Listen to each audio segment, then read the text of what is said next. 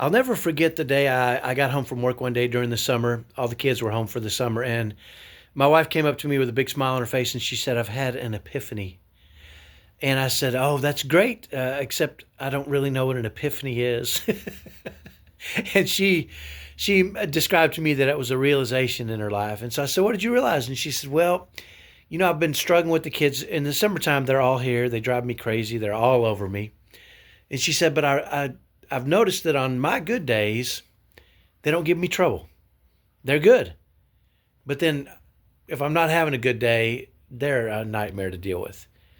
And she said, "But what I've started to realize is that it's not that I'm having a good day that makes them easy to manage. It's that my good days equal I'm able to manage their craziness better." And I thought that was pretty interesting. And she went on to tell me that she'd realized that she sets the mood. And if she sets a good mood in the home, then no matter what's going on, even if the kids are wild or crazy or out of control, it's going to be okay.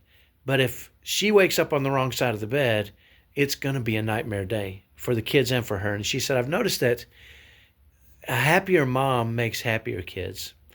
And I thought that was pretty interesting. And it was really interesting to watch her this summer because this was the first summer she mapped out a plan. We had a pantry door that she had painted to be chalkboard. And she had written down a list of things the kids, I guess she sat down with the kids and made a list of the things they wanted to do during the summer. And as they would do these things, they would check them off. And so our pantry door became this big list of all the different things they wanted to do, the fun they wanted to have. And as the summer went along, I could tell she was just having more and more and more fun with the kids.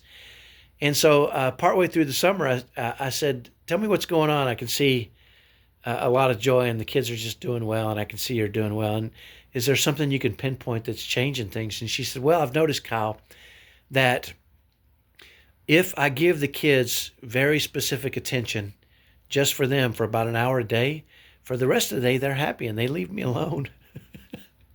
And so I said, "Well, how are you doing that?" She said, "Well, Mondays we do crafts, Tuesdays we bake, Wednesdays we do this, Thursdays we do this." And each day of the week, she had a different thing that they would do all together and spend time all together for that hour or so. And then for the rest of the day, they were happy and they weren't going, "Mom, Mom, Mom," all day long, right?